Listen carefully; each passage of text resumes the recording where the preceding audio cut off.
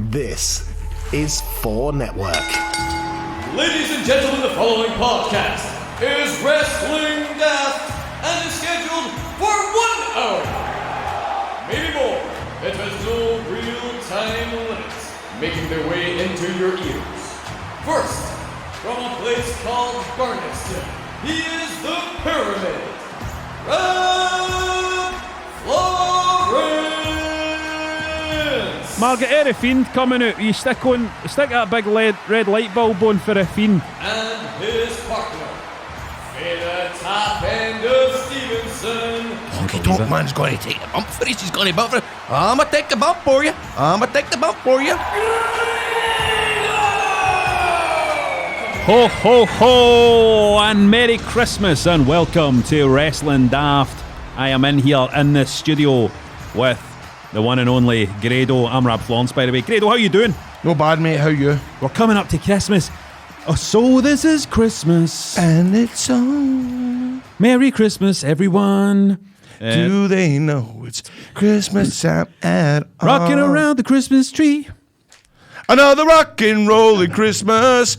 Got a song? Can't use that. You're a bitch, you're drunk, you old skunk. What was that? Right.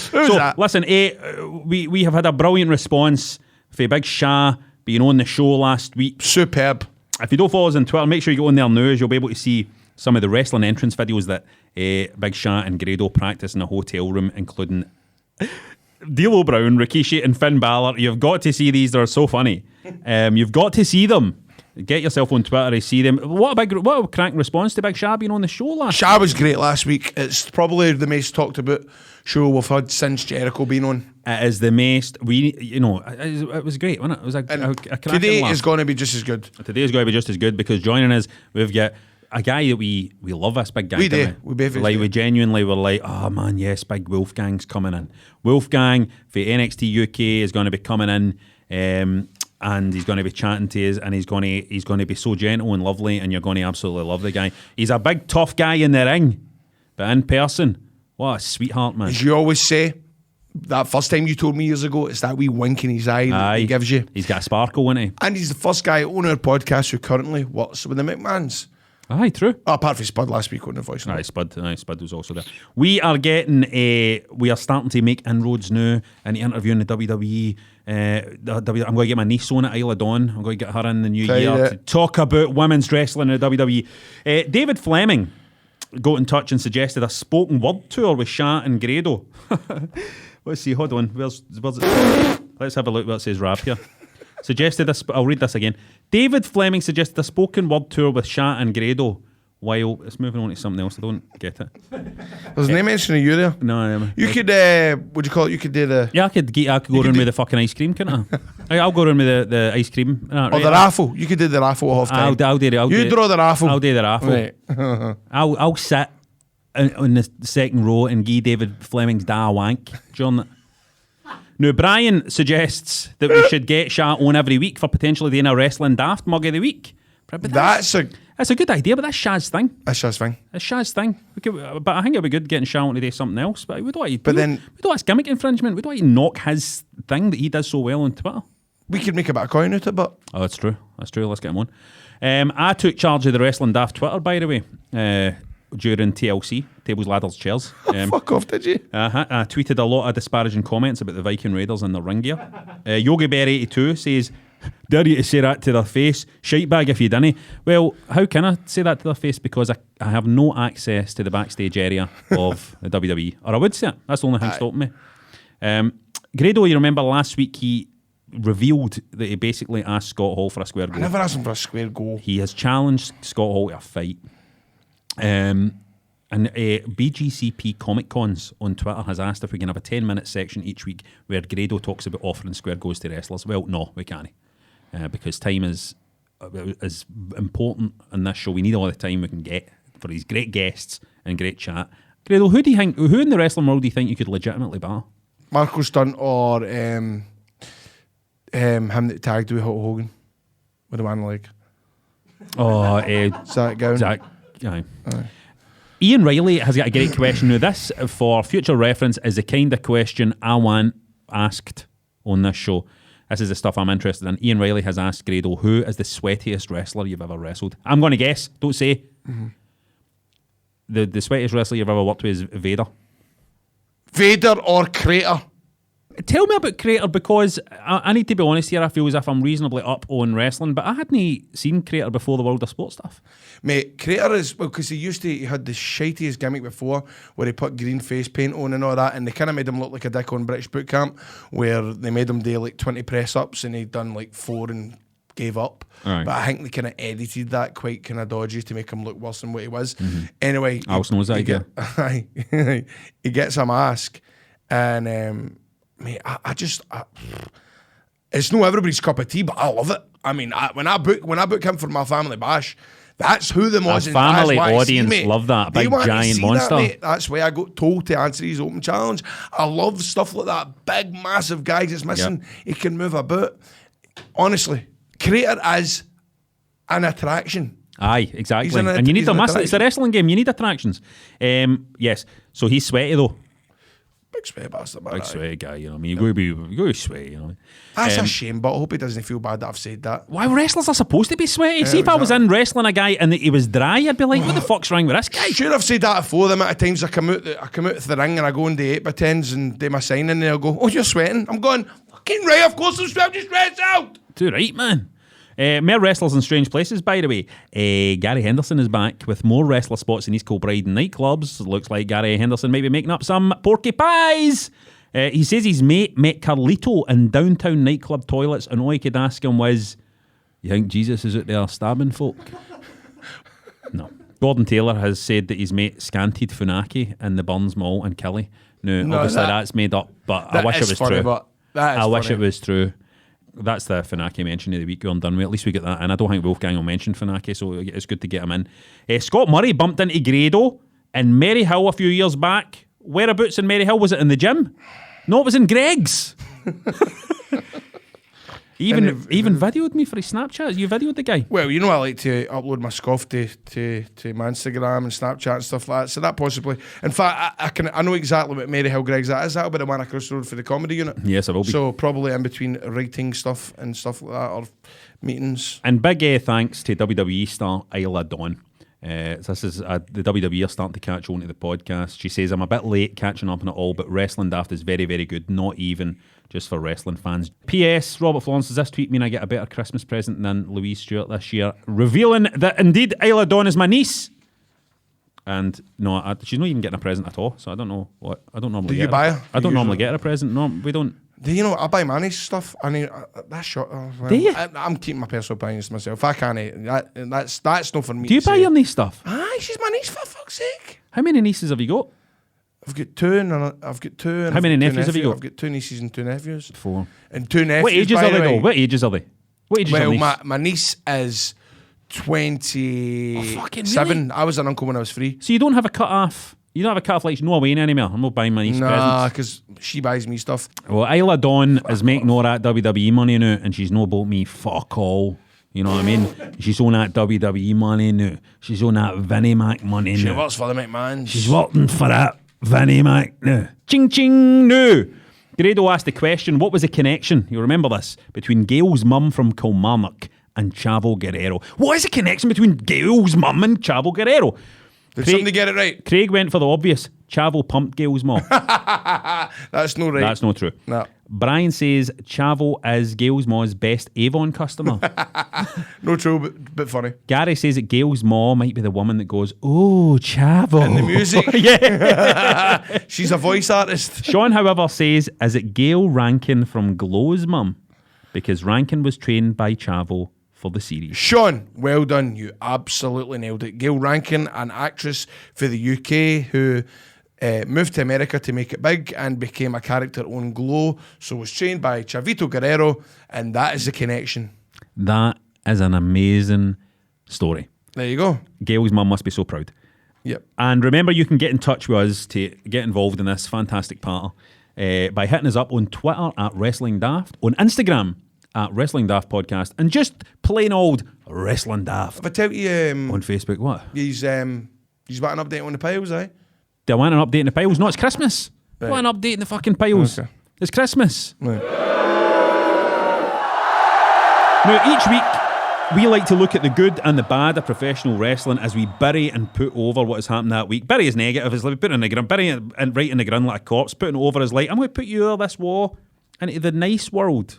What are you, Grado, wanting to bury or put over this week? I mean, I know there's stuff on AEW you must want to bury. Well, no. Over. Well, the AEW stuff, when the gang attacked the Young Bucks, it was that Japanese heat, as I like to call it.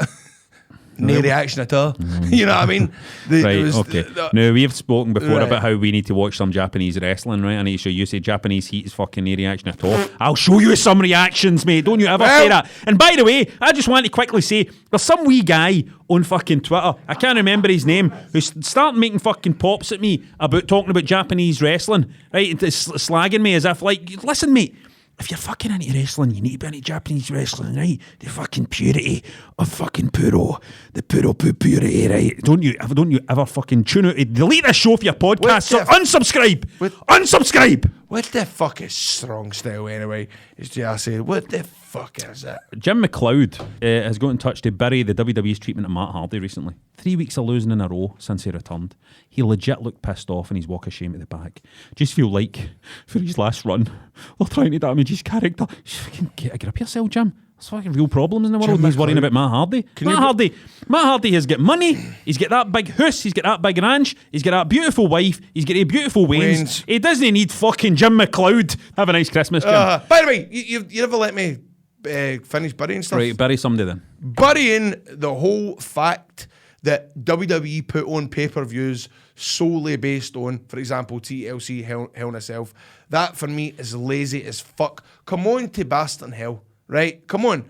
I remember back in the day when Mankind or whatever would go, right, we've wrestled umpteen times, now we're going to do it in a Hell in a Cell. Yep. And you'd buzz off it and go, there's going to be a Hell in a Cell match. Special. Once or twice a year, you make it special. No, 5 or 6 in the one night. You know what I mean? Aye. I want to join you TLC here. and all. I want to join you here. I'm burying... It's burying the legacy of WrestleMania 17. The TLC is burying the legacy of WrestleMania 16. It's burying a lot of legacies. I feel the way Jim McLeod feels. I'm burying TLC and all because I came to a conclusion within myself the other night when I was watching this show. I was thinking to myself, you know what? Ladder matches are 90% of them are shite. 90% of ladder matches are shite. You've obviously not seen me versus Eli Drake on Impact. Mate, that's the one I've watched on a loop. I just table ladders, chairs. Oh my! I don't want it. I don't want a pay-per-view built around it. Table's boring. What can you do with a table? Go through it. Punk goes through it. Ladder, what do you do with a ladder? And also, you see that thing where they hit each other with the ladders and all that ladders are just wobbly and light looking. It's crap. No, it's not. Fucking crap. By the way, they're heavy. Ladders are heavy. Are they? Well, they are. I would happily get hit with a ladder. And it's safe to get body slammed on them. Right? Anyway, Jim McLeod wants to put over Becky Lynch trying to protect wee Kairi Sane by pushing her under the ring to give her time to recover and keep her out of harm's way. Stephen Andrew Dunn wants to put over Leighton Buzzard capturing the Zero-G title. Yes, indeed. ICW. That's my boy. And he wants to bury the Lana Lashley storyline. Absolutely right. Name more burying it. Still going on about this. Name more burying it. We've spoke about this for 6 weeks, right? We get it. The storyline's shite. Kieran Graham has got in touch to put over Bray Wyatt's performance as Funhouse Bray at TLC, the best thing on the show by far. Now, that's a lot of shite. It wasn't the best thing on the show. The best thing on the show was, if I'm being honest, the Aleister Black match. Aleister Black and what's his name? Australian boy. Buddy Murphy. What a finish. What a match. What a finish. John was watching TLC. I'm sorry, John. I apologise, John. Going, what a finish. That was a good finish. What a match that was, by the way. It was hard hitting, it was intense. Slightly let down a wee bit by the fact that Aleister Black can't protect his nose properly in the ring, get his nose smashed because he's very sloppy in the ring, but it was a great match. I really enjoyed it. Bray's performance, it was fun. Here's the thing about Bray Wyatt though. I'm still waiting. Good character work in the ring. I'm still waiting for a good match. Give him time. I'm still.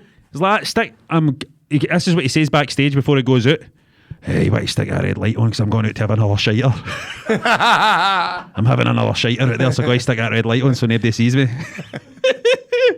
Only joking, Bray. Bray, I love you. Only kidding, I Bray. love you, Bray. Only kidding. Nathan Lyon wants to bury TLC for being called TLC. Hates PPVs named after gimmick matches. So do I, mate. I'm with you, Nathan. With the exception of the Royal Rumble, And he says. I don't like many people called Nathan. It's a horrible name, but Fucking hell. hello, Nathan. Sha Samuels, he wants to put over. First time I've heard him out of character, he's a good one. Oh, aye.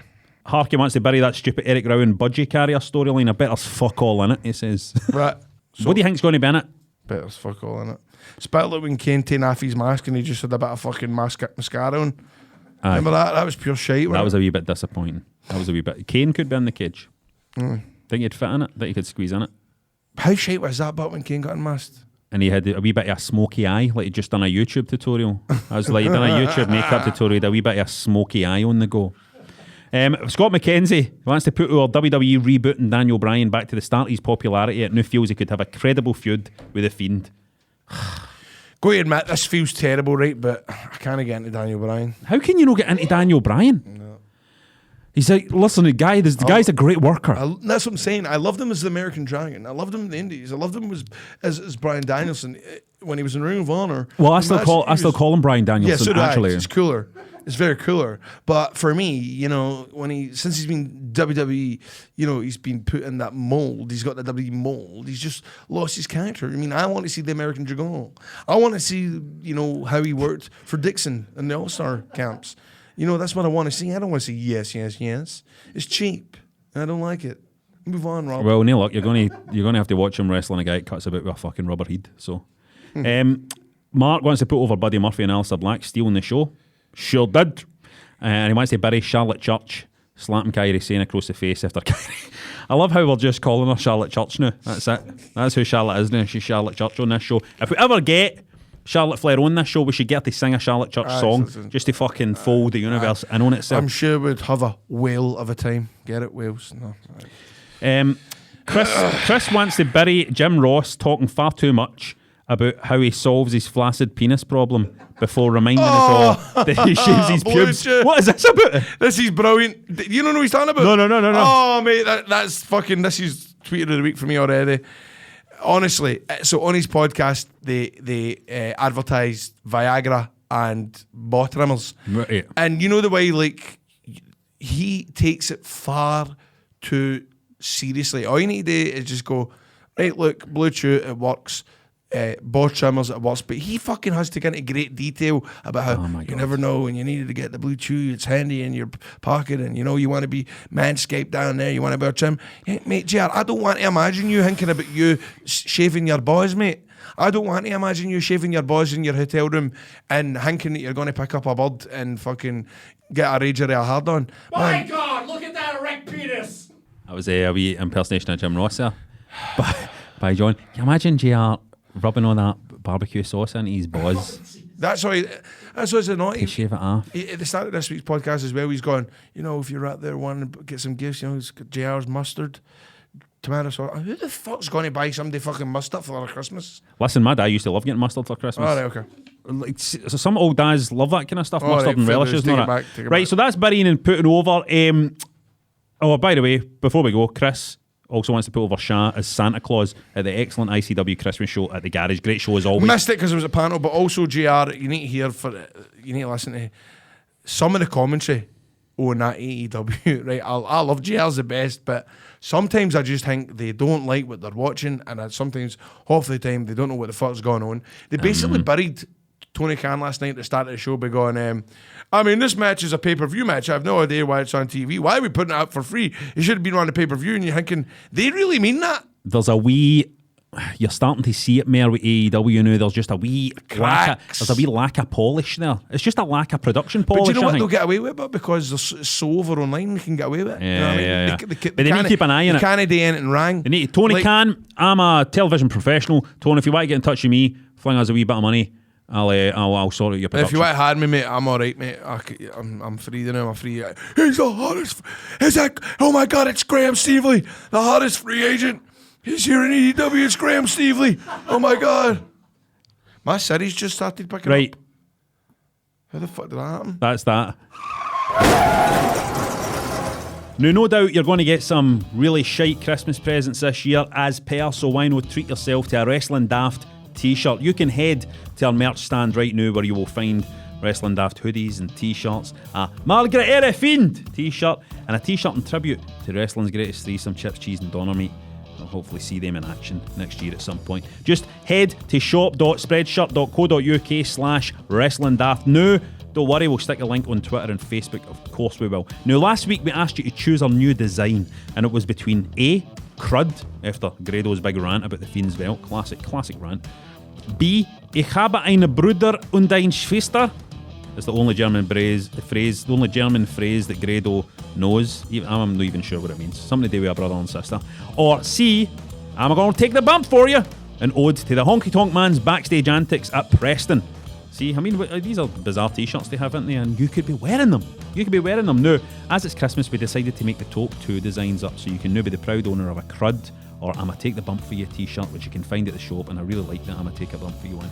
If you did buy a t-shirt, send us a pic on social media so we can feature you in our Hall of Fame.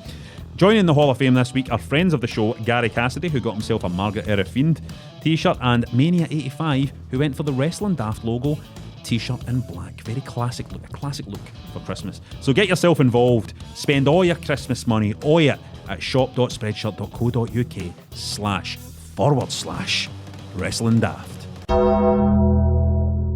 Last week, you might remember our listener Foz put our PBW's Daz Black. Now, after a bit of Googling, we discovered there was a very popular YouTuber and actor.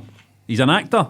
Apparently. Well, I've not seen him in anything, called Daz Black. So we suggested that the wrestler Daz Black was going to have to change his name so there was no confusion with this YouTuber and actor, apparently. Daz Black, right? So we wanted your suggestions. We're glad to say that Daz has joined us in the studio today to hear these suggestions. Daz, thanks for coming in. Hello, Daz. Thanks for having me. Hello. Looking as handsome as ever. He's very, very, very handsome. So what stage are you at in your career now? How long have you been training? I've been training about 6 years. Started when I was 12, I think. That's amazing, isn't it? Who was your first training session with? TJ Rage.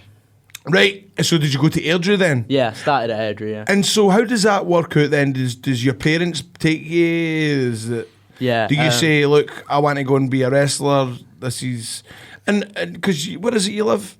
Penrith in the Lake District. So that, I mean, that's not the nearest wrestling school. No. No. So why did you decide... Well, when I was younger, I always wanted to be a wrestler, obviously, so I was searching for different schools, and there was some in England, but I was like, I want to find the best one. So I was searching. I found this one. Yes. And on the website, there was a picture of Drew McIntyre. Yes. I was like, I mean, that was my Right, set. aye. You know? You knew you had to come to Scotland. Exactly. Yeah, where it's happening. I love it. I love Daz Black. So just to say, so you're 12, 13 at this point. Yeah. And are you aware of British wrestling at this point? Have you seen like... Not loads of it. No. So you're just at this point, you're WWE. Yeah, Right, yeah. right. That's why I was instantly. And what is the goal? You want to be in WWE? Oh yeah. That's the goal. definitely, Yeah. That's the goal. Beautiful. Right. What about Grado's Big Family Wrestling Bash? That's a good company. Aye. Another goal at that, definitely. You book him, wouldn't you? But right. You book him for that. When is the next one? 14th of March, the ideal gift for Christmas. Why have you got Darren Connell for Scott Squad doing an appearance in it? You never asked me to do anything. Did I not ask you to do something on it? Never asked me to do anything in it, mate. There must be a reason why he wasn't on that. No, you've never asked me, mate. Right, we'll discuss that. We'll discuss this off air. Someday Disney want somebody to steal the glory film. That's the only thing I can imagine. Or someday that you don't want me to eat all the sweeties that you fling out. No. Just no in front of me. No, there's also been a development, by the way, in the situation, right, Daz, as the YouTuber Daz Black has been in touch. Really? Yeah, he's heard what's happened about me, and I called the YouTuber guy a geek, right? Which he is. Yeah. He is Coming for you. I mean, fucking video gading. But I'm a kind of, I'm old school, so it's cool for me. I'm like a Right. veteran kind of. Right. But this is like some young geeky guy calls himself an actor, Daz Black, right? So he's got in touch saying like, oh, how about we get in the ring and fight for the name, right? Because you know what YouTubers are like. They're always trying to get any wee bit of publicity. Aye. Any wee, they're desperate, right? They're desperate people. Wants subscribers. So he wants to challenge our Daz Black, right? Wrestler, handsome young guy, want to challenge him to battle for the name or something, right? I mean, we should just fucking go and wreck this. Let's go to his door. We should all just fucking go down and wreck this guy. Like, just shoot go to his door. Just shoot, We wreck should- him. Let's go in and hack his YouTube. Hackey's Just YouTube. upload hundreds of videos of me and you with our taps off. Drag him out dancing. in his house, stretch him. We'll just all stretch him out in his garden. aye. Right? Now, the listeners have got in touch with some new suggestions for names for Daz Black, right? I'm going to just put them to you, right? And you just tell me yes or no, right? Paul Key says Daz Automatic. Right, okay. Do you like it? I mean, Do you get it? yeah. I Because get it's it. all soap powder, right? Yeah. Daz Automatic. I think there's a few of them. I actually quite like the name Daz Automatic. Daz Automatic, even if it wasn't a pun on the fucking soap powder, Daz Automatic's actually quite cool. Yeah, I like the second Daz name Automatic. That's is- original. Yeah, it's almost like it's quite cool, isn't it? It's, Aye. it's almost like that guy. He comes out as Automatic for him. He's just like fucking Grado Aye, Automatic, aye. Terry Automatic. Undertaker Automatic. Shawn Automatic. Stephen Louch says the Daz doorstep challenge, and you could have Shane Ritchie as your manager. Steve, I mean, this is a young guy here. He's getting the interest in fucking Shane Ritchie, and I mean, come I on. don't now. even know who that is. I mean, there you go. You could be called Dr. Daz, who was my doctor, Dr. Daz, and that Was he the guy that gave you the colonic? No, but what we used to do is we used to chap his door and run away, and we called that the Daz doorstep challenge. Danny Edwards says Axel Jet. Michael says the Heartbreak Wayne. Very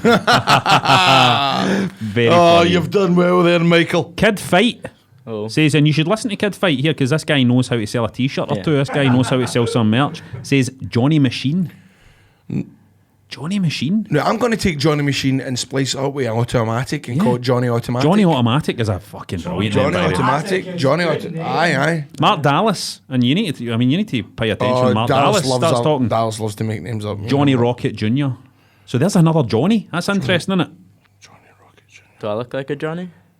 Yeah. They look a wee bit like a Aye. Johnny. Aye. You do look a bit like a Johnny. Johnny Automatic is quite Johnny Machine. Johnny Automatic. Right, your name is Daz Black. Yeah. What would you rather keep, Daz or Black?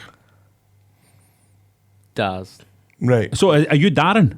Daryl. Daryl. Daryl Right. Black is your name. Daryl Black is your real name. No, Daryl Thwaites. All right. I mean, that's a shit second name, so we couldn't Yeah, use exactly. that. Right. Well, why don't we get rid of Black then? Aye. Why don't we get rid of Black? Because We don't need that. There are already people with the surname Black. There's Alistair Black, is in the WWE just now, who can't he can't get through a match without getting his nose broke. He's that clumsy and sloppy in the ring. So you don't want to take his name.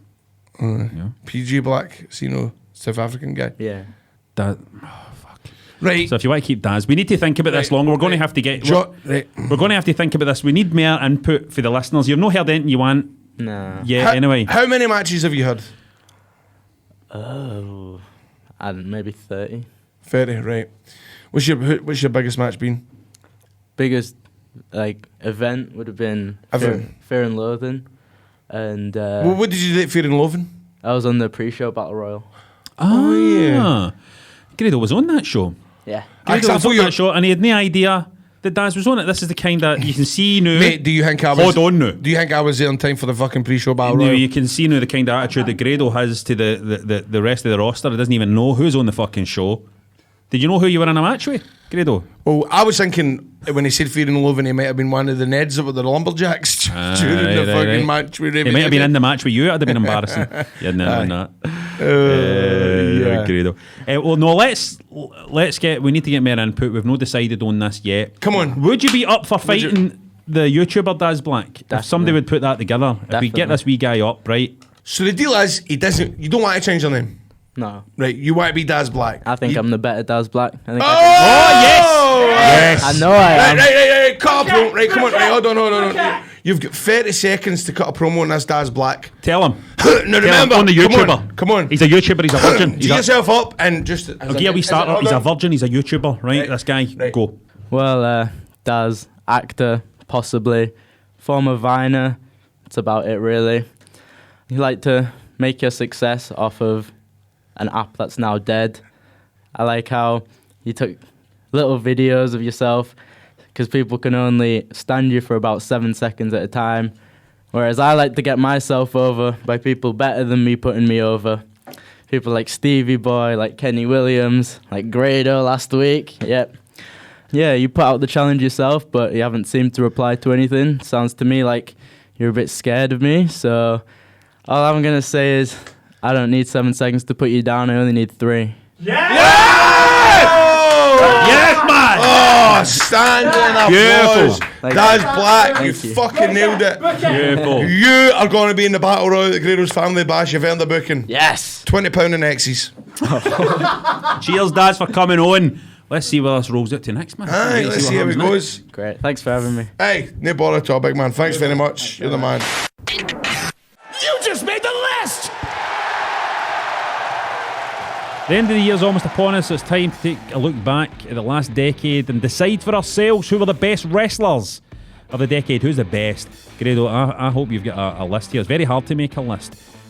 Eddie Guerrero. Eddie Guerrero didn't exist in this decade. What? Oh, fuck, so you never have 2000... See, I'm Sadly.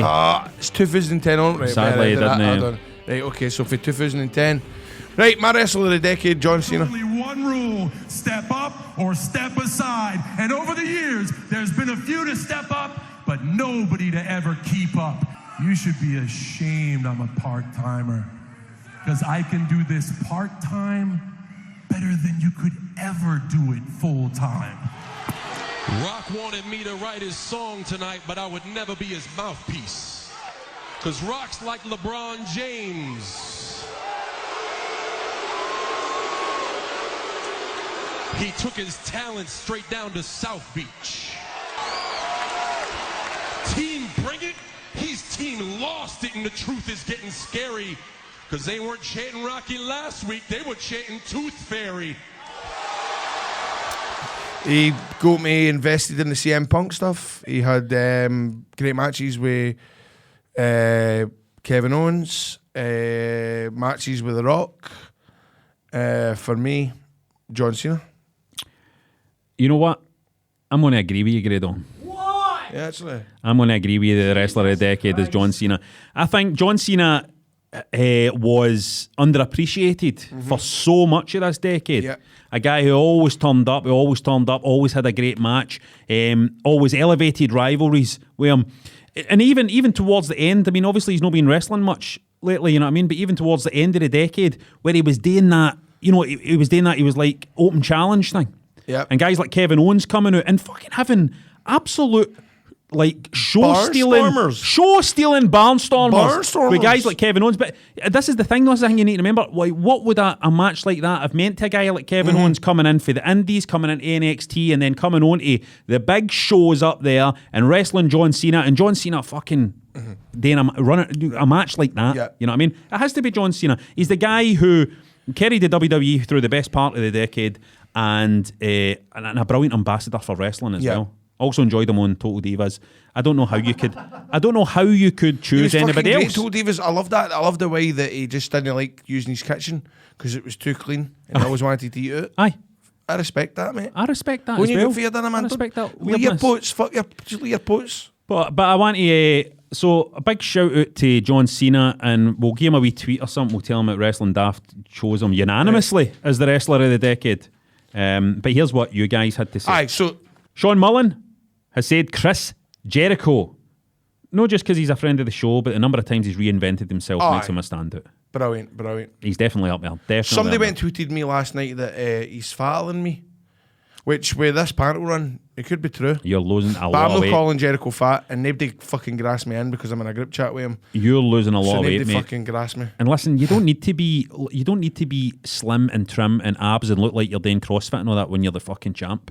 That's the way I look at it. It's like you're the champ. Nobody can topple you. You can look however you want. Pat Killen also says Le Champion, Chris Jericho, drink it in, man. And Jericho has had an amazing decade. We've got loads of Jerichos here, so we're going to skip by these Jericho ones. Stevie McBride says anything other than Daniel Bryan is the wrong answer. Disagree. Yep, strong disagree there.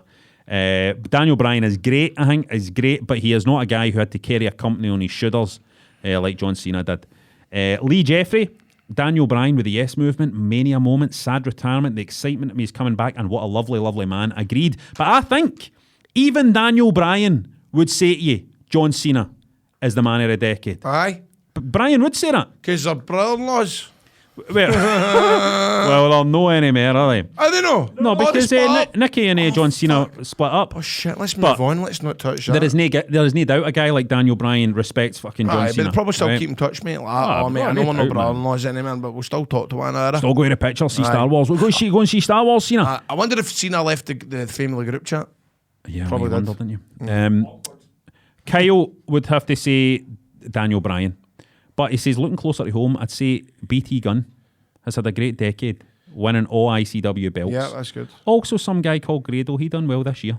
Just ask him about TNA. Bubba and the Sundance Wolf says, without doubt, Okada. Fuck off. He's feud with... Fuck off. His matches with Omega... It's not because I don't like it. The matches are too long. I'm not sitting for an hour watching He draws all that. the money. He tried to get some Japanese stuff in, but we just need to... Tanahashi's We have good. to go with the popular vote here. I love Tanahashi. He's like he's like the Japanese John Cena to me. Right, okay. Right. Drew McIntyre, Michael David Hickenbottom says that Drew McIntyre has single-handedly changed wrestling worldwide in the later part of the decade. Work ethic showed how to properly take over the indies, deserved his return, and a hopeful push to the big title. His return to ICW was incredible. Pushed Scottish wrestling scene to the best in the world. It was a beautiful period, that. Aye, he did. He single-handedly pushed Scottish wrestling himself. He definitely single-handedly, without a doubt, Drew McIntyre single-handedly put ICW. in Wait a Scotland. minute, hold on here. He didn't say single-handedly anywhere, this boy. But still, I think even Big Drew would say, you've got to look at John Cena. Adam Gibson. Now, But by the way, Drew, I remember Drew was working on New York on a Friday, wrestling in Glasgow on a Saturday, Aye. and fucking back. And that's an ethic, isn't it? mate, he was working his hoop off. Adam Gibson says, for me, it has to be The Miz. Multi-time USIC tag champ, WWE champ, made the Intercontinental title relevant, made Daniel Bryan relevant while he was out injured, movies, reality show. Kieran Smith also echoing these sentiments. By the way, I'm a fronter. The Miz has had an amazing decade. The Miz has had an amazing decade. It's had some brilliant periods, you know what I mean? First WrestleMania, and it's Cena and The Miz. Get over it, man. Get over it. Anthony Clark says Randy Orton, who's always been at the top of his game, and Miz, who's adapted his character so much over the last decade. It's a difficult thing. You've got to look at consistency over the decade, and you've got to think, man, Cena was there, wasn't he? Susie Shaw says, for me, it's Becky Lynch. She was almost an afterthought when she was brought up with Charlotte. The focus was on Charlotte and Paige the whole time. She didn't seem to get the chances that others seemed to get. Then she became the man and dominated the whole division. However, it's only been in the past couple of years really into it. Technically, yeah. Yeah, you know, so it's not a decade. Yeah, we can't exactly, you know, maybe in the past few years, but the decade, it's an argument, isn't it? John McCluskey. It's a topic for another day. John McCluskey says, most will probably disagree, but for me, it's Cena. McCluskey boy. We agree on with your you, side, mate. We agree with you. We're a Cena gang. Me, Grado and McCluskey. Stuart Gipp says it's got to be Cody Rhodes for me. Frigon toe-to-toe with WWE and making a Western wrestling product I actually want to watch. A Western wrestling product? What? Hey, Fraser Smith says Roman Reigns. Good shout. all right, Good all shout. Gary says, you want some arse licking? I'll give you some. Legitimately for me, Grado. He got me into Scottish wrestling. He got my mates into it. He started a boom, which resulted in WWE UK. As we know, Grado started WWE UK. That Dafty is directly responsible for so much of the good stuff in UK wrestling right now. You know what? You fucking... If it was about the British wrestler of the decade... If the question was the British wrestler of the decade, and I'm going to surprise Grado with this, because this isn't planned, you'd have a fucking good shout for that, didn't you? I don't know, man. I don't know. Mate, who is the big mainstream crossover guy in British wrestling in the past decade? That's me. Grado. Look, I know I can be man, mate, but do you know what? I've had a brilliant decade. What a brilliant decade, man. Honestly, I've lived my dreams. I get to sit here with one of my best mates, John, and get to talk about wrestling each week, and I love it. I love it. So I can't be any happier with this decade, and hopefully this next decade, if I survive it, it'll be a good one. You'll survive it, mate. So you need to go for the world now. You need to be the best wrestler in the world next decade, right? Yep. It's now time for your chance to win beer in our Beer 52 match of the week. Now, last week our match was the Great Muta versus Hiroshi Hase from December 1992, selected by me. And we asked the question, what concept did this introduce, this match? And the answer was, of course, the Muta scale, which is used by wrestling fans to describe the amount of bloodshed in a match, due to the fact there was so much blood lost in that match. We featured all Muta was bleeding everywhere. Now, thanks to everybody that entered, and congratulations to James Houston on Twitter, who got it right. Right now, we get more chances for you to win beer. We pick a classic wrestling match to watch. That's what we normally do. And we ask you as a question on it, but we're going to do something different this time, right? What we want you to do is to tweet us with a wrestling match for us to watch. We're just heading into the Christmas break, aren't we? We want you to get in touch and give us a match for us to watch. And then I'm going to watch some of these matches that you suggest, and the one I like the best is going to win the beer. So you can enter very, very simply by just getting on the Wrestling Daft Facebook page or replying to us on Twitter at Wrestling Daft with the match of your choice. Right? Winners must be over 18, of course, stay in the UK. And now listen, apart from that, you can get free beer from Beer 52 as well. All you need to do is go to beer52.com/wrestling and we can sort out free beers for you. Just cover the $4.95 for the postage and we'll get that beer to you. And as you're a Wrestling Daft listener, we'll give you 2 extra free beers on your first box. That's a total of 10 free beers. 10. Beautiful round number. It's a monthly subscription service for beer. So just go to beer52.com/wrestling and backslashes to get your first case of 10 beers for absolutely nothing.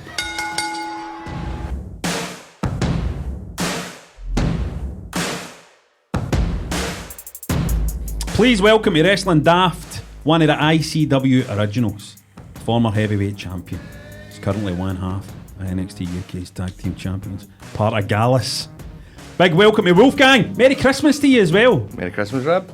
Howwwll you doing is the festive. Yes, well, I've been man. going with a big proper howl at the end of it. I love that. Aye, brilliant to have you here, man. I'm so glad that he's here. I'm so glad that he's here. He's in the room, by the way, as well. Just want everybody to know that he's no walking about his kitchen talking like fucking Ken Anderson was. Yep. Walking about. You've got me here. You can reach out and touch me. This is. I was saying to, like, I'm a big fan of the show, so thanks for having me on. Yeah, right away. Cool, man. What I was saying to Grado one of the first times I got to talk to him about it was, I watch a lot of podcasts. I watch a lot of YouTube, and I probably listen to you guys on YouTube, but I've got nothing to see. And if you had something to see, you'd be able to see that I was here. I know he did say right. he pulled us up for that. John?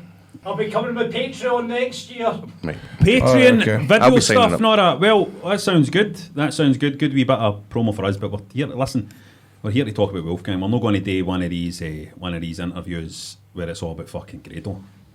Right? Is that not what they're all about? That's what he tries to do. He tries to turn it all around. He's like, Sha, what about when you met me? What was it like when you met me? Well, actually, the first thing I was going to say was, and now you've put me off it, was you had the second best entrance music in ICW after me. There was no better at an ICW show. All right. You're talking about the old one? Aye, the Duran Duran. Aye. Oh, aye. Hungry Like a Wolf. That was great. Hungry Like a Wolf. Do you know him how that, coming out? I'll tell you how that came about. Aye. So I was in between songs, I suppose. I was trying to find an entrance music, and I got one made, and I thought, right, I'll go with Wolfgang Amadeus Mozart, and I'll get a Mozart tune made, and I'll try and make it a bit like Bronson, like the do put this whole riff in it, and it's just, it was all right, but it was. Was that the kind of? It was like a kind of Daniel Bryan thing, wasn't it? Aye. Aye. It was That awful. was shite. It wasn't good. It wasn't what I thought it was going to be. Aye, I it wasn't good remember at all. going, "That's And then rotten." somebody online, somebody on Twitter or Facebook, whatever it was at the time, must have been about 2011 or 12, says, "Oh, I wish Wolfgang would come up to Hungry Like a Wolf. If it did, I'd buy everybody in the Classic Grand a drink." And I messaged Dallas. I was like, "Well, we'll do it. We'll just And we'll get out send us because out." It was like a Christmas show. And we were all having I think a I laugh remember anyway. exactly what it classic. was. It was the Classic Grand. Aye, and we went out and we played it. And Santa Gravy. Yeah, probably Santa Gravy. Aye. Aye. Me and Harto. Jesus. Magic. Would that have been Lionheart's retirement It might have match? been, Aye, in quote. And when I came out to it, everybody went wild. It was Oh, the best thing I could have done. It was a great entrance, and it really, it just shows you what entrance music can do for you. I really understood it there. Like, Aye. absolutely. Like the music makes the guy. And sort of does it kind of disappoint you that you can't, like, do you use your own indies?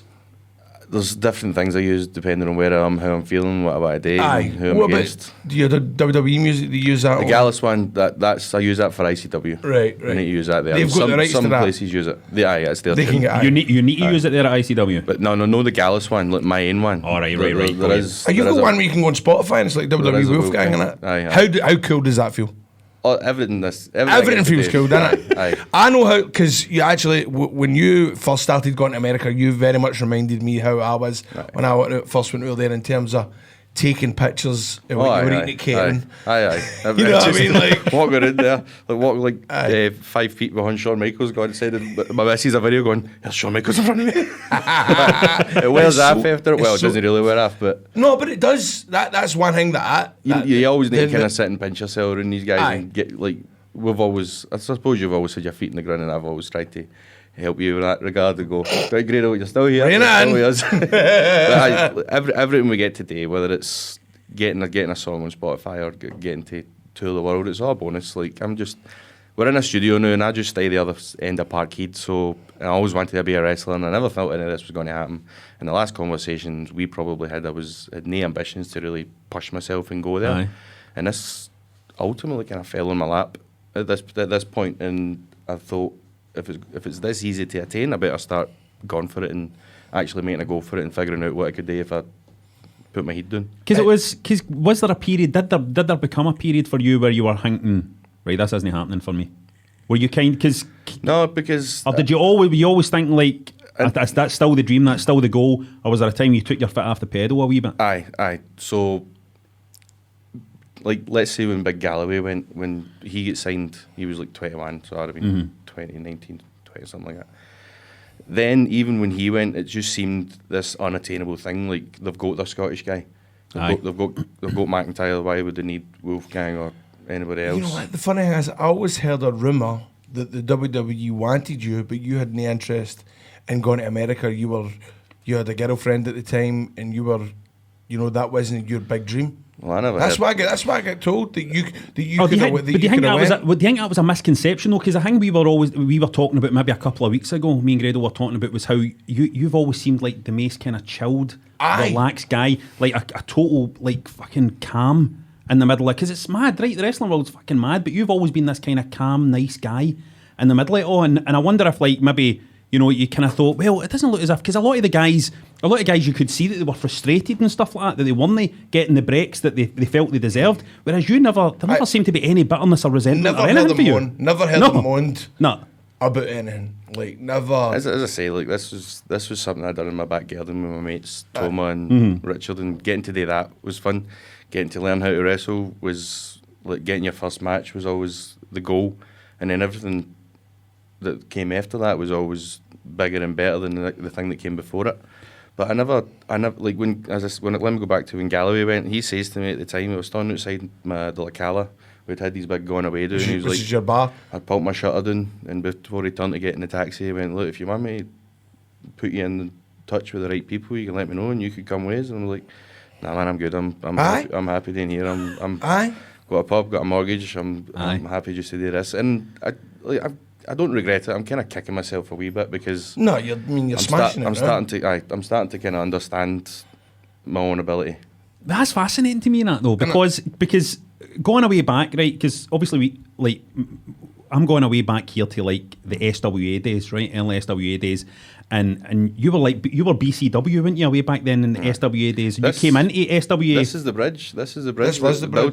There was BCW and there was SWA, and that was like WWE and WCW. It was one or the other. And there was real hatred. But driven by the guys running it, they would say, you can't work for me if you're going to work for them. And you kind of get that you don't want the same people to appear on different cards. You did come in and work for SWA though, didn't you? That's the thing. What happened was, how did it work out? It was me, you. And your partner and my partner. Aye. We're sitting at we get invited out to Bells Hill. And Bells Hill used to be brilliant for wrestling. But you would get like 500-600 in there at the sports centre, no bother. That was SWA. That was SWA. And we were the BCW boys, and we were invited to come and sit in the crowd. And obviously it was an angle. We were sitting... Because I definitely filmed all that. I filmed all that, and I filmed your first match with the Lowlanders as well. It was with the Lowlanders, right? Aye. But it was like a work shoot type deal, wasn't it? And like even some of the boys harm to you, Grado, right? No harm to you, Grado, but... But when they boys came in to wrestle the Lowlanders, I was like, look at these fucking guys, man. Look at these guys. And you're up against these wee boys. I know. Well, we did. Honestly, it was like me and Glenn Dunbar looked like a couple of jabronis, and then these cool cats jumped the barrier in the gear, jacked up. Yeah. They just looked cool as cats. But do you know what? It was amazing. For the time, it was cool. Aye. I mean, to be honest with you, like, in that time, there was the UKFF, the UK Fan Forum. There was probably about like 70 people that were like buzzed off that. You know what I mean? There wasn't that big. There wasn't a big scene, but for what it was big at the time. It was really big. It was like, holy shit. BCW have just invaded SWA, and SWA. Then me and Glenn ended up turning up at BCW. Come on, look. Now SWA were known for just using their trainees. Right? They never had any stars, whereas BCW would bring in Dale Brown, Foley, whatever. And, you know, so I got asked along to do the run-in BCW, and it was a show where Foley was on. And Right. I just remember being backstage going, holy fuck. And also, no to Bitty, the SWA promoter, but we never get paid. We never get paid SWA. What happened was we would get tokens, right? There's a $5 off your next training session, right? I remember the BCW promoter after the run-in going, well, £15, do you? And I went, aye, thanks very much. Thank you. And I'm like to Glenn, did you get £15? Aye. I get £15. You know what I mean? Yeah, I mean, this is, just for the listeners' sake, right, we're really deep diving here, right? This is like, how many years ago was this? 2006. No, but before that. Earlier than that. 5 or 4. 2004, man. 2004. So we're going back. Wait, We're going maybe back. 5. We're going back about 15 years Aye. here. So we're going way before the whole resurgence thing. But it was like it was exciting times because you could see there was talented people coming through. It was for us. Like I learned how to wrestle in a post office on judo mats, and that was the best thing in the world. That was me getting to chase my dream. And at that point, it didn't really have any direction. It's not like it is now where you can go to a school, hope to go into ICW, and then WWE is going to see, and maybe you'll get into NXT. It was just us. There's a path now, isn't there? It was just us training each other. And like... you had your team, we had our team, we done a thing. And it's funnily enough, there's footage now emerging. Have you seen? The infamous Jake the Snake seminar. David Wilson, who the punters will know as a guy who's at every show taking pictures. Great guy, one of the nicest guys in the world, isn't he? Really, he's brilliant. He's and he's Elaine. His wife as well, right? They're just so committed, and they're the best people you could ever meet in the world. They've uncovered some footage of this Jake the Snake. Oh my god! So we'll hopefully we can try and get some. I've seen 2 stills for it, and it's Big Galloway, Drew McIntyre. Yeah, but he's not. He's were you in that session? No, I was listening to your podcast, and I heard you say that I was at that one. But I came the week after. But that's the reason that I got started, because he had an article in the newspaper that my dad brought home for the building site, and went, that wrestling we're trying to get in. But because I can remember when I moved away from that scene, SWA and stuff like that. But I was still keeping my eye on things that were happening. But I remember like there was a wee period after that where you definitely seemed to be the guy. I was seeing like wee bits and pieces pictures. You had like about fucking 3 belts hanging off you. Well, this was when Drew left.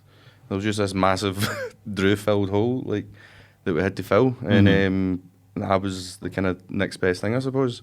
So Guerrero's company, SWA, ours, BCW, and Kid Fights promotion, PBW, all decided, let's make Wolfgang the next guy, the next big singles guy. And you had all the belts. I was the first guy who had all 3 belts. And Triple Crown, we called it. You also must have been thinking about it at that time, one of the first guys to work a Yank, Jannetty in Carluke.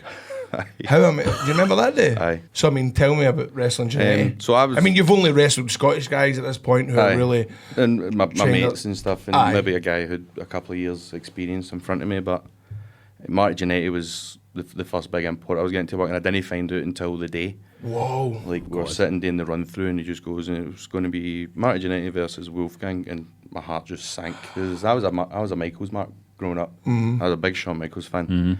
Obviously the Rockers too, and to get to wrestle somebody so close to Shawn Michaels was just the ultimate thing. And I think I must have been about 16, 17 year old at this time, young, and I was just shaking before it. Charles Borrington, Graham came up to me before it. He was running the show, He gave me a hug before it, and I was just trembling, like absolutely terrified. But Marty was sound. He was so cool. Did you have to tell him? Did you say, look, this is my first kind of proper match with a big guy? How do you deal with that? I think he would understood. No, he would understood that right away. Aye. Did you go in there with the chest out? Like, what did no, you no. No. I went in very humble and just tell us what you want to do, big man. And I'm there for it. Here's what I can do, and if you want to throw it in, we will.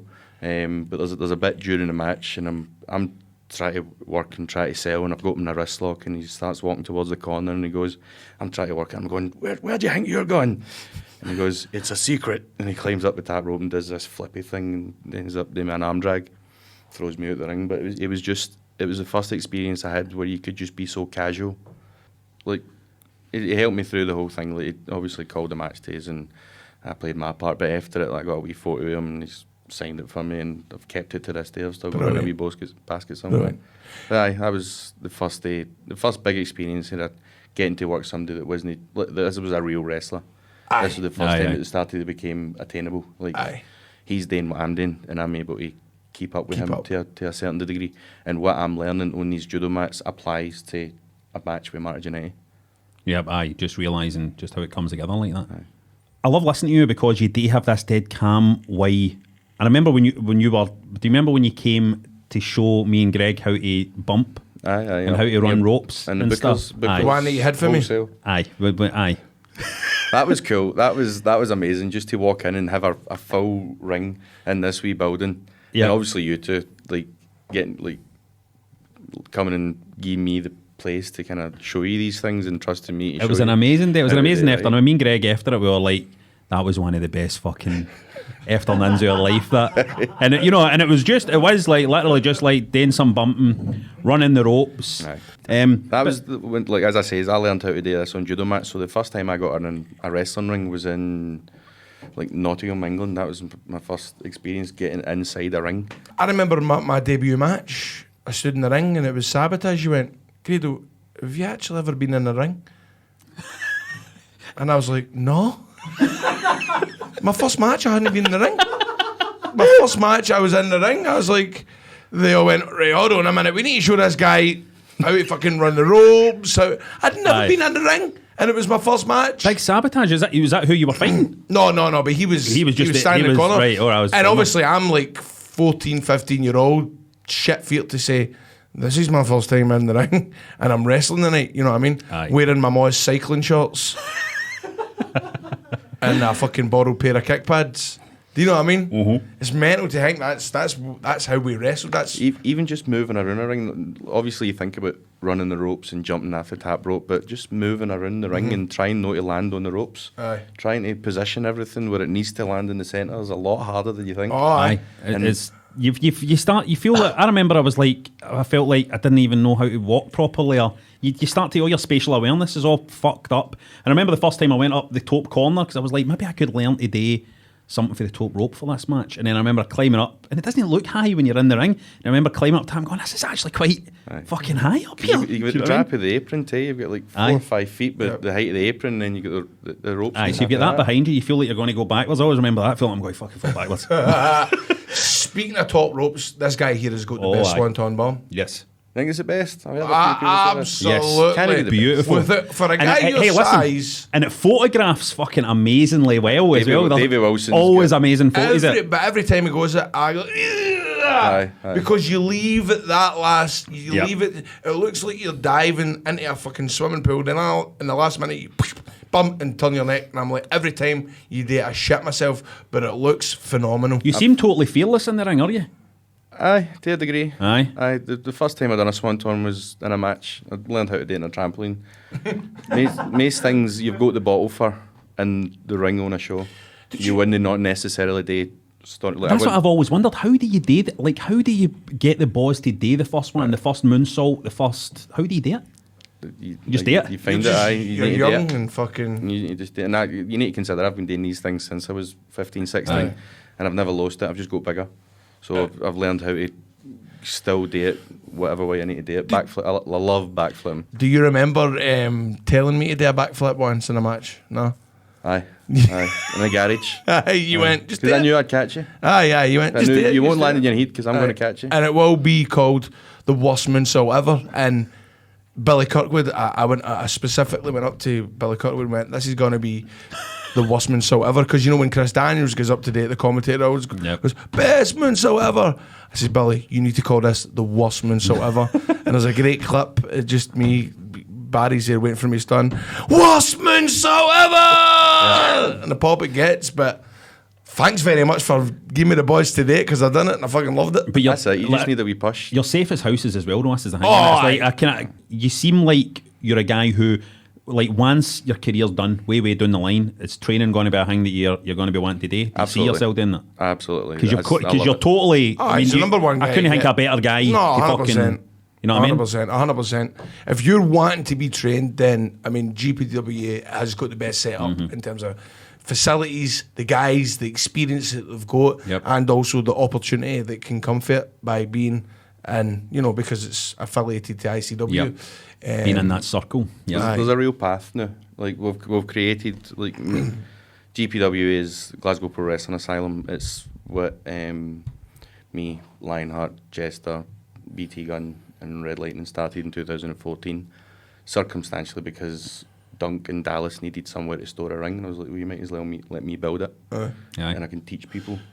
Is there anybody that you've trained so far that you've specifically took the time out and you've watched them grow and went, man, I've done a good job there, like, and I'm proud of them? And I can't take credit for any of them individually because we've got such a great team and everybody brings something to the table. Aye. And what I lack, Jester might provide or Rudo might provide, and we've all got a range job, so it's a great formula that we've got. Aye.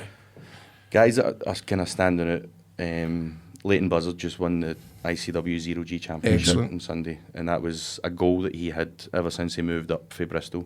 Which is a great story. He left his life in Bristol, left his mum, moved to Glasgow to join the Glasgow Pro Wrestling Asylum to learn to become a professional wrestler with a goal, and not being WWE champion, like the goal of wrestling for ICW and being ICW 0G champion. Because that was something I was saying to Mark Dallas when he was on the show. I was saying, what you kind of hope is that people coming through now don't lose sight of the fact that, you know, that they don't look at that path and go, I want to be in the WWE.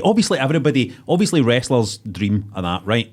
But you hope that some of them come in and don't think directly that, like, I want to do that, come through, go, leave, get a shot with the WWE. You want people to come in and go, I want to become a fucking legend in this home promotion. Do you know what I mean? I think there's just a massive opportunity for people to do that now with something like ICW. And it does happen. Like, we have maybe 4 intakes a year, and the way it works with us is if you can't just drop in and start learning. You need to come with a team. Mm-hmm. So you would come within a group of 20, say 15 to 20, and you would stay with that group for like 3 months. We always sit them down at the start and say, look, what's your goals? What do you want to do? And some of them they want to get in the business, they want to work for WWE, they want to go to Japan, but a lot of them say they want to wrestle for ICW. Aye. That is amazing, but it's like, it's mental to think, you know, there is that opportunity now. I mean, back in the day, as you said, we were just rolling about judo matches and we wanted to wrestle in a fucking town hall. But anyway, listen, you know, Barry, you've came a long way. You're now signed to WWE UK. I mean, how amazing is this? It's crazy. Like, my first match in America was for the WWE, and it was in San Antonio, Texas. How many people in the crowd? Like 15,000, between 10 and 15. Crazy. Amazing. And to be able to get that here, like, ICW worked for 10 years to get 7,000 in the Hydro.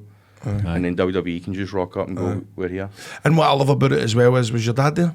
No, there. He wasn't there, but you and your dad have got a really, really strong bond, which is cool. It's really, really cool. And he follows you about, and you really take advantage of getting experiences of going to America. You and your father will jump on a bike and go from town to town on a motorbike. I just think that's amazing. That's what we did for the Royal Rumble this year. Well, 2019, my dad, for his Christmas, I says, right, we're going to fly to San Francisco, pick up 2 Harley Davidsons, drive down to Los Angeles, and then we'll drive there to Arizona, Phoenix, for the Royal Rumble starting, and then I'm going to wrestle that weekend. Beautiful. And that's beautiful, isn't it? It's one of the things I wanted to bring up, not to put too much of a downer on this episode before Christmas, but the thing that connects all us 3 sitting here, is that we've all lost our maws quite recently, you know what I mean? And it's like how are you two finding that? Because I feel as if I've been fucking fundamentally changed by it happening. Do you know what I mean? Like really, really fundamentally changed by it, and also because we're all doing quite well and stuff like that as well. And you have that thing where your ma's no there to see that stuff happening, and it's tough. That's how are you? I think that is a big killer when you think, I wish you could have seen this. Specifically when I went on Two Doors Down, because that was our thing. Me and her sat together and we watched Two Doors Down. And I remember sitting in Orlando and getting a message going, would you like to be on Two Doors Down as a guest episode? And my mum was writing all well at the time. And I was like, Mum, I'm going to be on Two Doors Down. And she was like breaking down tears and greeting. And like she died like 4 weeks before the episode aired, which was crushing, man. And then that's like it was the same for me. Like all this started just as my ma got diagnosed with cancer. And I think having this was a great distraction. Having the WWE and everything and all their bells and whistles was great. But all that's still going on at home, and my dad's still looking after her, and my auntie's still looking after her. I was actually in Orlando when I got the phone call saying my ma's dead. I totally forgot about that. That's right. I was there in Orlando for the kind of Mania season, whatever it was, Mania 30 in New Orleans. I was lying in my bed, and wee Mark Andrews was in the other room. And this was like 6 a.m. I got a phone call from my dad breaking his heart. I didn't know what to do. I couldn't do anything. There's nothing that prepares you for it. You know what I mean? That journey home was just wild. I remember as daft as this sounds, right? I was doing there was a showing, a screening, a thing at the GFT that I had set up, and I was supposed to go and introduce the film at the GFT. And on the night my ma died, when I heard she died, and I wasn't in the room when she died, all that terrible stuff. I was just down the road. I didn't make it to the room, and then I went up to see her. Lying there, and then right after that I went into the GFT and introduced this film. I was just like on total autopilot, and I was saying to my mate who helped organise the thing, I was like, my ma just died like an hour ago. And he was like, the fuck are you doing in the GFT? But I got the phone call in Florida, flew home, seen all my family, there was nothing to be done, and I says to my dad and I says to the WWE, would you mind if I just came back here after Mania?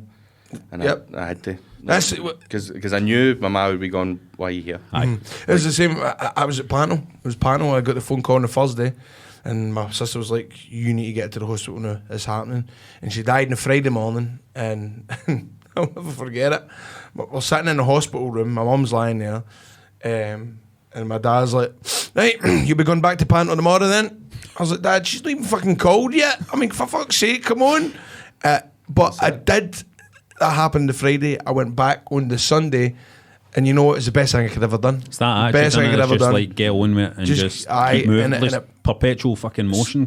Especially that Pavilion crowd that obviously knew the story. They were totally warm, and it made it feel. You know, I could do it. But again, it just makes you feel I never get the chance to grieve. You know, that's why I think when my sisters, my other people in the family, I think they've been affected more because you know they're maybe going to their normal everyday jobs and all that, where they've got a lot more time to think compared to us. I agree. When I get back here to Mania, like there's a wee bit of regret because I was on at 9 a.m. and at WrestleMania Access, Wolfgang versus what was he calling himself? Calling himself. Oh, what was his name? Tommy. Hideo Tammy. Obviously, like I grew up watching a guy in Japan. Like some of his stuff's been. He's a legend in his own right. Did you tell him? Like, did you go, by the way, my mum just died? I don't think I wanted to try and communicate that to him. No. People knew around about me, and folk were coming up to me, and I couldn't talk about it the way I'm talking about it now. Like, I was just about to bust, and I had to walk away from people. But I get in, and I was just full of emotion. I was like, I'm fighting Kenta here. I don't care if it's 9 a.m, everybody's hungover, sitting in their huns. Like, and he kicked me in the jaw twice, and I was like, just get me here. I don't want to be here. Like, get me him. Let me get him. Anyway, I think it's beautiful the way you always keep your ma. The two of you day always keep your ma's kind of, you know. I mean, I'm covered in tattoos, and the first thing I did was get a tattoo for my. And I've got one here that was my dad's, and it says Mum on it, but that was one for her. And I see it every time I look in the mirror. And the one thing she was worried about was getting forgotten, so it's not going to happen. Do you know what? I'm so glad we've had. I hope people listening have took something for that, because people listening at the same boat as us. No, definitely. There's ups and downs, and you need to try and find the positives, and you can't just sit in the downs. It lands on you sometimes, doesn't it? Though sometimes it just lands hard on you. I want to talk about what you've been doing with Gallus and NXT UK, though, you've been doing all these videos, right? Aye. Which I've been loving watching. How are you doing? Are you doing that if you're in back? We were told there's too many people to kind of write for everybody, so you should be producing your own content. Amazing. And that's exactly what we're doing. So that's also a good bit of freedom, isn't it? It's like creative freedom to just kind of put it out. And so far, they've no pulls up for anything. That's good. I've even managed to get him to share some stuff too. But it's us, a guy called Scott, who's filming it for us, and he we give him ideas and we tell him what we want, and he comes and shoots it and puts it together. And people can see this if following you on Twitter, and you're always like tweeting them out. And me, Mark, Joe, we all put them out on Twitter. Facebook, Instagram.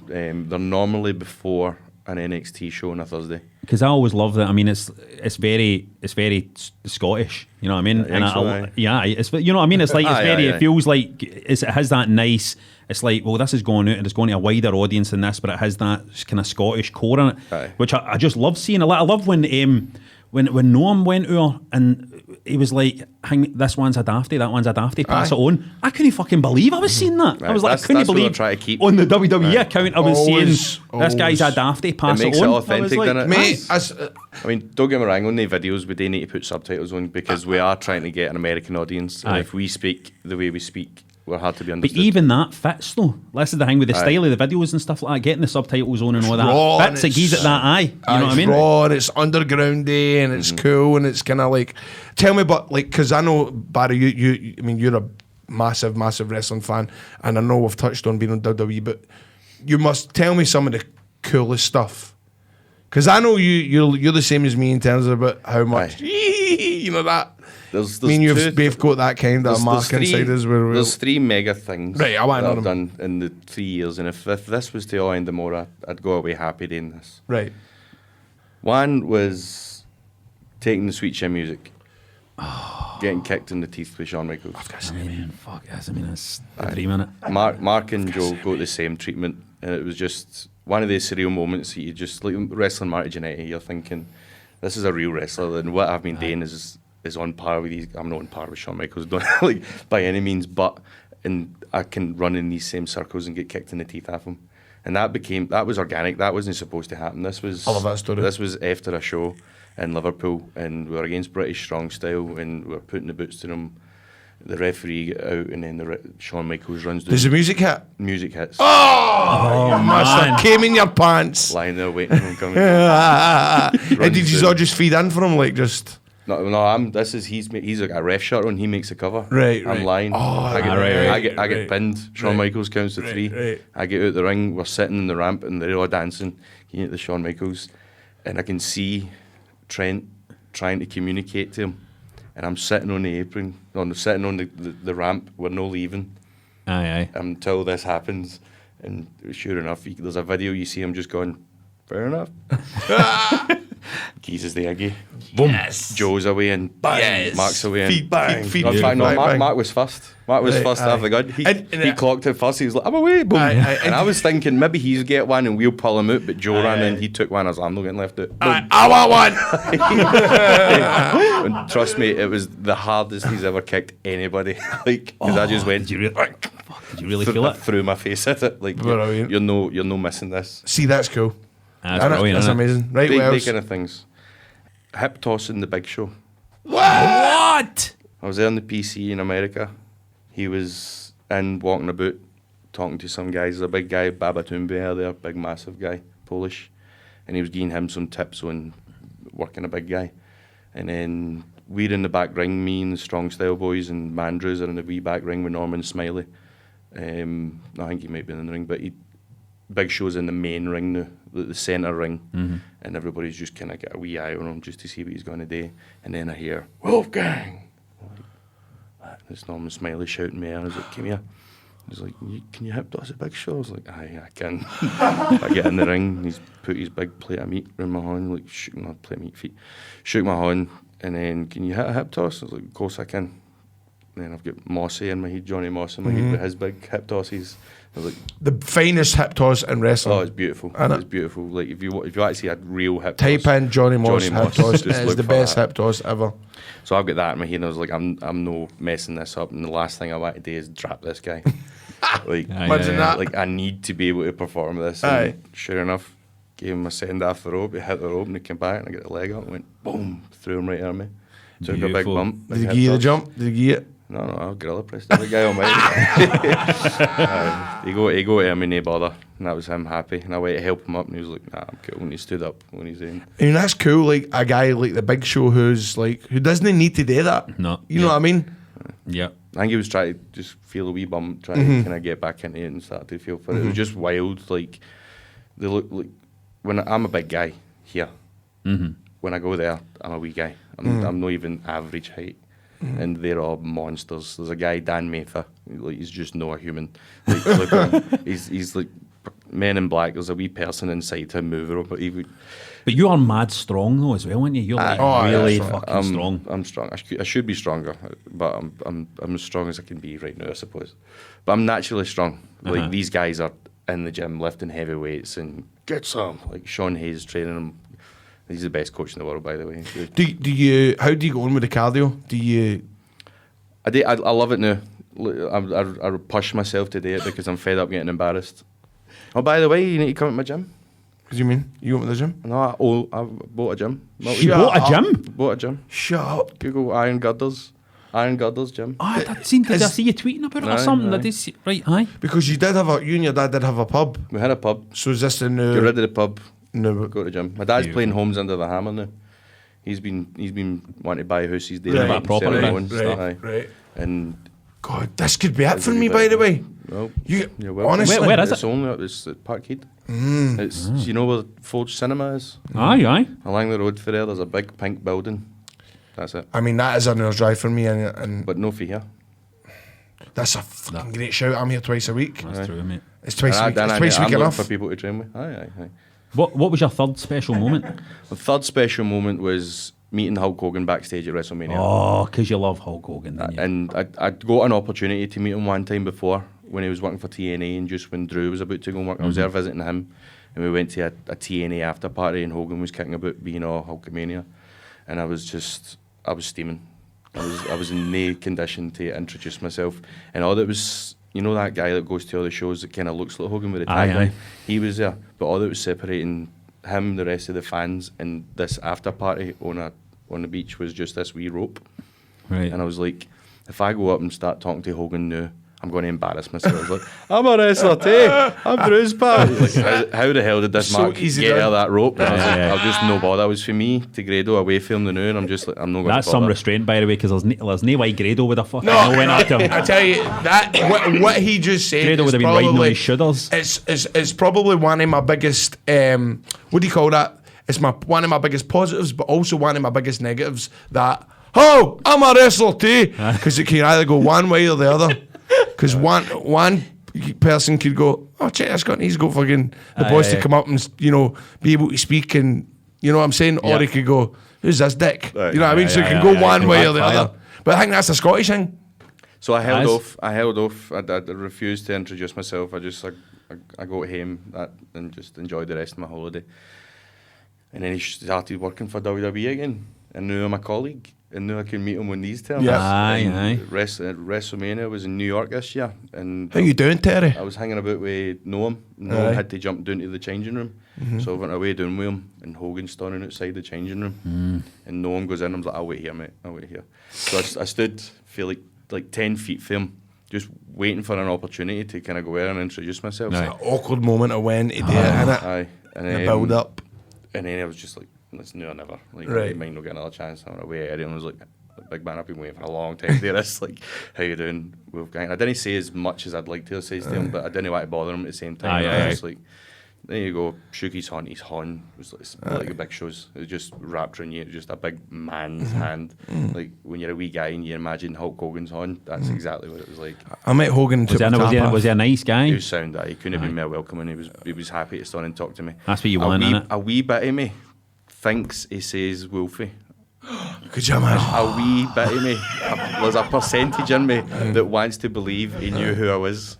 I know. So when I met Hogan, I shook his hand, then took my top off.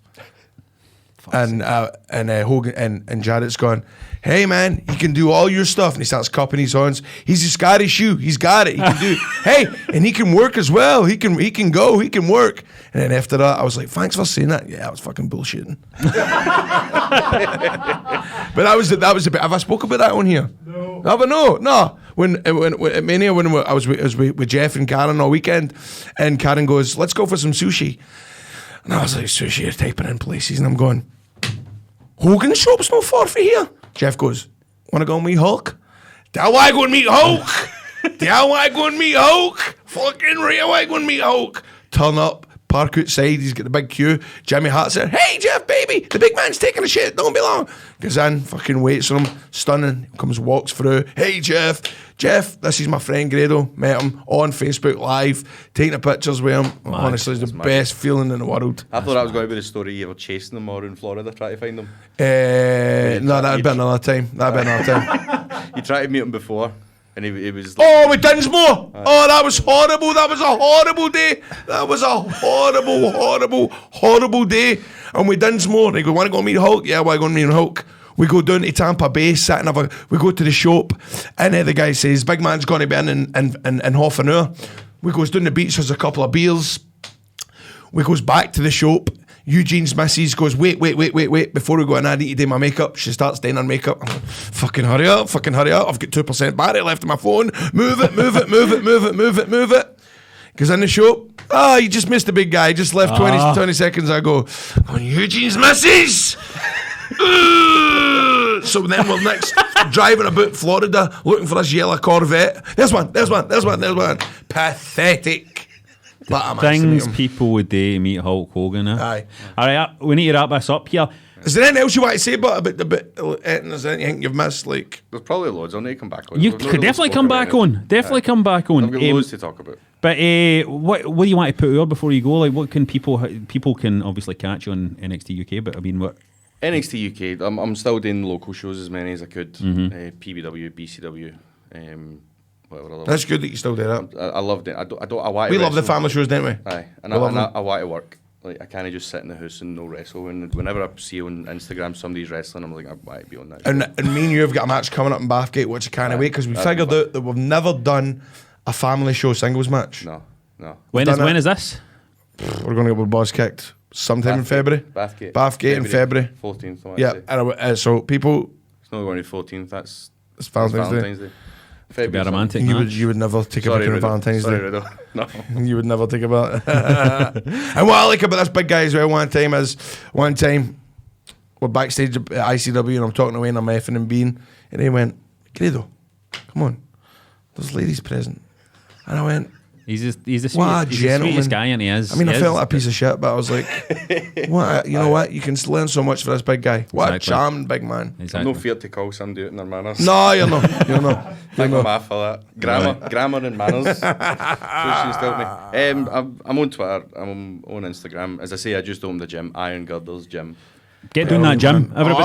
I'll be there. We fucking need to go. We could. You're welcome anything. But Barry, honestly, thanks for everything you've done for British wrestling, because we laughing at. He's laughing at that. That's what you're talking. I can't be that guy. Like thanks for British wrestling. No, but you really, you played a big part of it and helping the scene grow and just be involved, and you're doing us proud on WWE UK.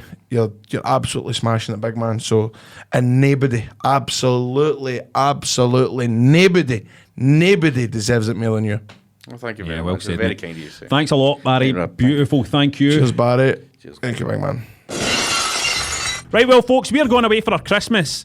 Grado's away to do some panto. So we're not doing it next week then, no? What? We're not doing it next week? No, we got a couple of best of shows. We're having a bit of rest. We're having a rest. Right. Grado needs to go and have a rest. He needs to recharge his batteries, get in the that big mad hyperbaric oxygen chamber that Michael Jackson used to lie in. That's what Grado can afford that now. He's bought all Michael Jackson's old stuff, all his old books and magazines as well, I heard. So I've bought the Girls Aloud library. You own all that stuff I now? own the library. To that. Oh, that's good. He's going to start up his own streaming network. It's Grado Allowed, it's called. It's just Grado matches and Girls Allowed music videos. Allowed? I've told you this before, haven't I? No, mate, I've just cycled so the link in. look for that being the theme song to Grado's Wrestling Bash next year. Have a fantastic Christmas, everybody. Have a beautiful Christmas. Thanks so much for tuning in throughout the year. We'll see you back in the new year. Spread that fucking word. Grado, I'm going to give Grado a hug and tell him to have a Merry Christmas. Oh, Merry Christmas, so all you Wrestling Daft listeners. I love yous. Thanks very much. Love yous. Bye-bye. This is 4 Network.